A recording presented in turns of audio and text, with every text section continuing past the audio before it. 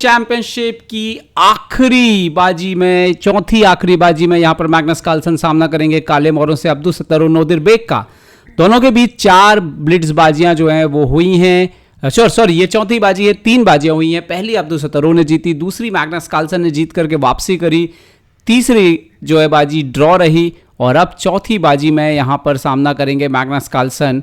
चौथी और आखिरी बाजी, ये बाजी मैग्नस कार्लसन काले मोरों से खेल रहे हैं और बहुत महत्वपूर्ण रहेगा कि इस मुकाबले में अगर वो जीत दर्ज करेंगे तो एक बार फिर से विश्व खिताब हासिल कर लेंगे, 9वीं बार विश्व ब्लिट्स का खिताब हासिल कर लेंगे। हारेंगे तो अब्दुलसत्तार पहली बार अपने खेल जीवन में ब्लिट्स का खिताब भी हासिल कर लेंगे। रैपिड एक बार जीत चुके हैं और रैपिड के फाइनल में कार्लसन को हराया था अब्दुलसत्तार ने, तो वो टीस भी अभी भी होगी। और देखते हैं कि क्या इस युवा खिलाड़ी के सामने एक नया विश्व खिताब होगा या फिर मैग्नस कार्लसन एक बार फिर से दिखाएंगे कि फिलहाल विश्व शतरंज के गोट, ग्रेटेस्ट ऑफ ऑल टाइम वही हैं। यहाँ पर काले मोरों से खेलेंगे कार्लसन, सफेद मोरों से खेलेंगे अब्दुलसत्तार। थोड़ा सा नर्वस दिख रहे हैं अब्दुलसत्तार, बॉडी लैंग्वेज से समझ में आ रहा है। खासतौर पे अगर हम उनके चेहरे को देखें तो, आंखें या होंठ को देखें तो आपको समझ में आएगा कि यस थोड़ा प्रेशर में हैं यहाँ पर। वहीं मैग्नस कार्लसन पूरी तरह से फोकस दिख रहे हैं, शांत दिख रहे हैं और इस तरह के मुकाबलों में आपका शांत रहना जो है वो बहुत महत्वपूर्ण बन जाता है। देखते हैं कि क्या खेलते हैं यहाँ पर अब्दुलसत्तार सफ़ेद मोरों से और कार्लसन क्या रिप्लाई करते हैं काले मोरों से। यही बात जो है इतिहास में लिखी जाएगी कि फाइनल मुकाबला हुआ था और किसी ने ये खेला था और किसी ने ये खेला था हाथ मिलते हुए। अब्दुलसत्तार शुरुआत E4 से की है, Magnus Carlsen E5, knight F3, knight C6, bishop B5 आता हुआ यहाँ पर अब्दुलसत्तार की तरफ से। कार्लसन ने A6 करके चुनौती दी, बिशप गया A4, night F6, D3। Magnus Carlsen को काले मोरों से देखना होगा कि कौन सी लाइन का चुनाव करेंगे वो यहाँ पर, और ख़ासतौर पे उनकी सोचने की क्षमता जो है वो बहुत खतरनाक है। हमने देखा कि आखिरी के लम्हों में कैसा खेलते हैं। यहाँ पर B5, bishop B3, bishop E7, A4, रुक B8, यहाँ पर pawn into B5, pawn into B5, knight C3। Magnus Carlsen ने कैसल कर लिया है यहाँ पर।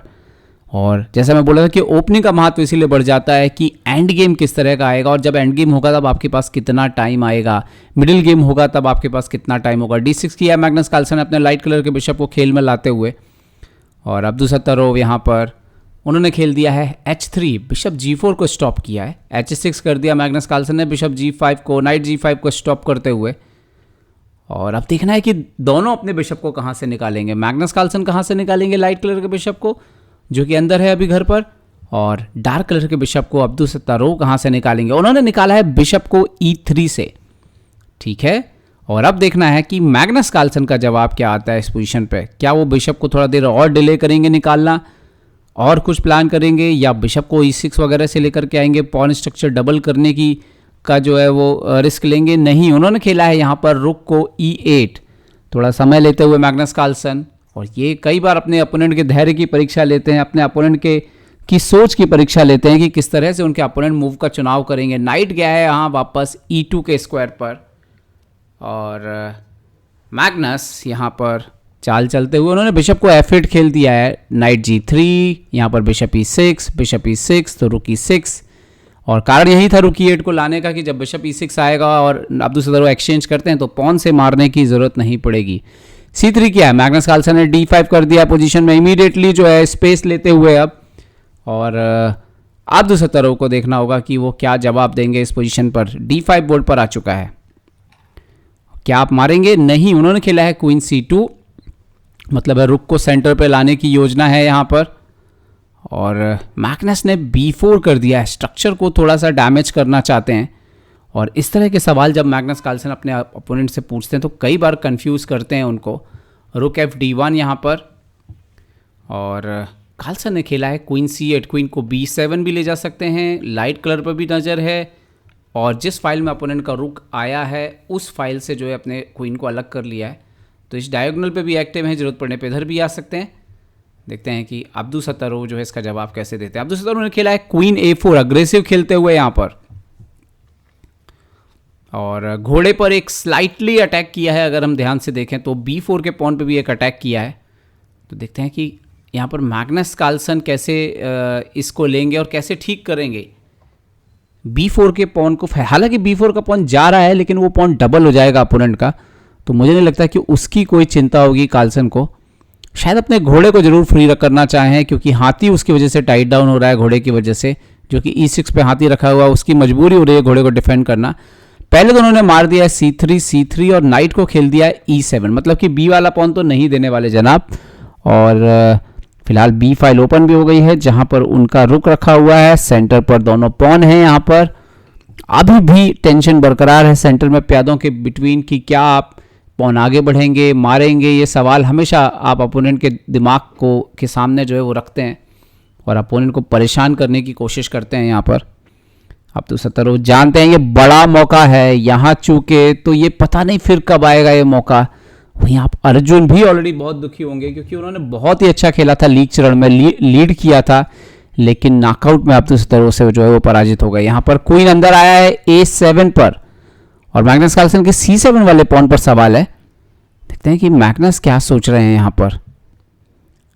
क्या F6 का घोड़ा इस तरफ लाने की तैयारी है? क्या ये सही तरीका होगा? उसको B6 भी ले जाके सेटल कर सकते हैं। नहीं, नाइट को G6 रखा है उन्होंने, किंग साइड की तरफ लेके गए हैं। और अब देखें अगर एक तरह से तो जो E6 वाला रुक है वो भी जरूरत पड़ने पर जो है वो स्विच हो सकता है यहाँ पर। अभी तो नहीं, फिलहाल रुक B8 यहाँ पर मैग्नस कार्लसन ने रुक B1 मार दिया, एक्सचेंज हो गया है। और अब उन्होंने E4 पे भी मार दिया है पॉन इनटू E4। यहाँ पर मैग्नस कार्लसन ने जो दूसरी बाजी जीती थी अब्दुल सत्तारोव से, उस बाजी में मैग्नस कार्लसन ने एकदम ड्रॉ घोड़े के एंड गेम में जीत दर्ज करी थी। और अब देखना यह है कि इस बाजी में कैसे जो है एंड गेम को खेलते हैं। उनकी जो असली ताकत है मैग्नस की वो है एंड गेम, जहाँ पर वो अपोनेंट को मुश्किल में डाल देते हैं अपने कठिन सवालों के जरिए। यहाँ पर रुक को C6 खेल दिया है मैग्नस ने और C3 के पॉन से सवाल पूछा है कि इसको कौन डिफेंड करने वाला है। अब्दुल सत्तारोव रुक को अंदर लेकर के आए हैं क्वीन पर हमला करते हुए। कार्लसन को थोड़ा सा डिफेंस देखना होगा अपना, क्योंकि बैक रैंक थोड़ी सी कमज़ोर पड़ रही है उनकी। देखते हैं कि वजीर को कहाँ पे ले जाके रखते हैं। वजीर को उन्होंने रखा है क्वीन को E6 पर, ओके। और यहाँ पर आप देखिए कि F8 का जो बिशप है मैग्नस का वो थोड़ा सा पिन है यहाँ पर। अब्दुल सत्तारोव ने अपने C3 की पॉन की फिक्र ना करते हुए मैग्नस कार्लसन के ऊपर हमला करने का निर्णय लिया एक तरीके से, और उन्होंने क्वीन 8 खेल दिया है, बिशप को डबल पिन किया है। हालांकि यहाँ पर देखने वाली बात यह है कि घोड़ा ऑलरेडी सपोर्ट कर रहा है, तो अगर किंग हट भी जाता है तो बिशप आप नहीं मार सकते हो। एक्चुअली बिशप पे आप कुछ हमला नहीं कर सकते, इसलिए कार्लसन ने C3 एक्सेप्ट कर लिया है।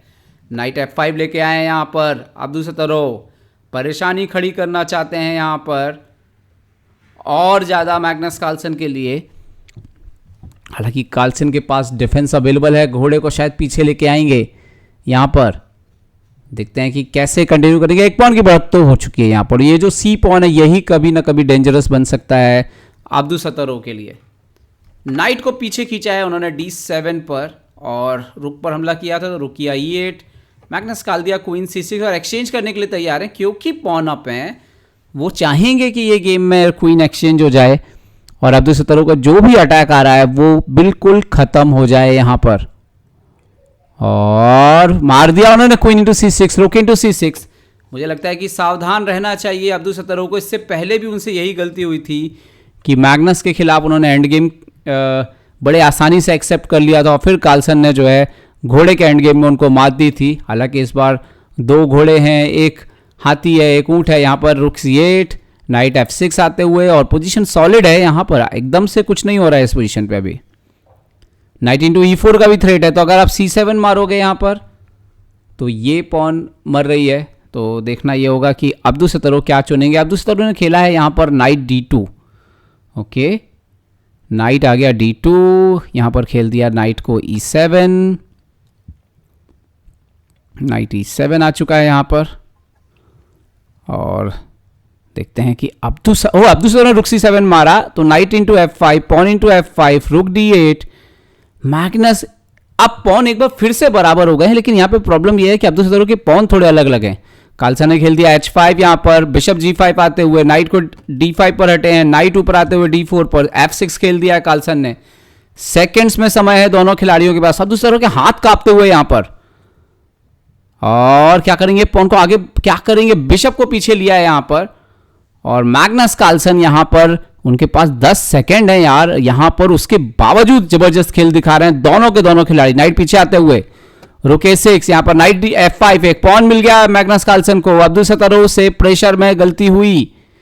मैग्नस यहां पर किंग को लाते हुए F7 पर इंप्रूव करते हुए, किंग आता हुआ G2 पर, लेकिन क्या एक पॉन इनफ होगी जीतने के लिए। किंग G6 यहां पर, और रुक को लेकर के आए 4th रैंक पर, रुक को ओपन फाइल में लाए। अब्दुलसत्तारोव ने खेला रुक A2, मैग्नस डालते हुए नाइट को ऊपर। अब्दुलसत्तारोव ने अटैक किया घोड़े के ऊपर, घोड़े को बचाएंगे क्या, बचाया है, नाइट F5 खींच लिया। बिशप B6 खेल दिया, यहां पर नाइट C5, एक्सचेंज यहां पर, बिशप पीछे आता हुआ, किंग ऊपर आता हुआ, और यहां पर मैग्नस का रुक अंदर आ रहा है। अब रुक D2, मैग्नस ने खेला बिशप D4, रुक वापस गया A2, बिशप B3, घुमाने की कोशिश है यहां पर। देखते हैं कि अब्दुलसत्तारोव क्या इस मुकाबले को जीत सकते हैं या ड्रॉ पे रख सकते हैं। हारेंगे, ड्रॉ रखना है कम से कम ताकि मुकाबला चलता रहे। किंग अंदर आता हुआ मैग्नस का, यहां पर रुक A3 चेक, मैग्नस ने खेल दिया रुक C3, एक पॉइंट की बढ़त है ये बात ना भूलें। और कार्लसन छोटे से छोटे एडवांटेज को जीत में बदलना चाहते हैं। अब्दुलसत्तारोव के लिए मुश्किल वक्त है ये। रुक एक्सचेंज किया उन्होंने, same colour bishop end game जाना, ये तो काफी खतरा है।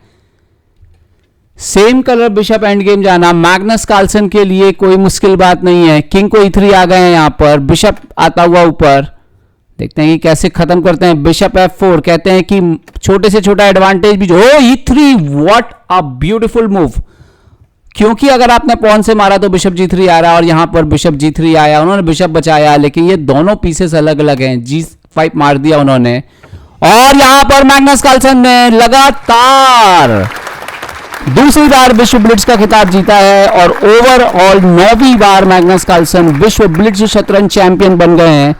बधाई मैग्नस कार्लसन को बहुत बहुत। और दोनों बार जो अब्दुलसत्तारोव को देखिए कितना दुख हो रहा है मोहरों को जमाते वक्त, कार्लसन अब शांत हैं, और 2 बार जो है इस विश्व ब्लिट्ज और रैपिड में वो पीछे की तरफ गए, लेकिन वापसी करते हुए मैग्नस ने जो है वो अंततः जो है वो विश्व खिताब हासिल कर लिया एक बार फिर से। और ओवरऑल मैग्नस कार्लसन का यह 20वां विश्व शतरंज का खिताब है।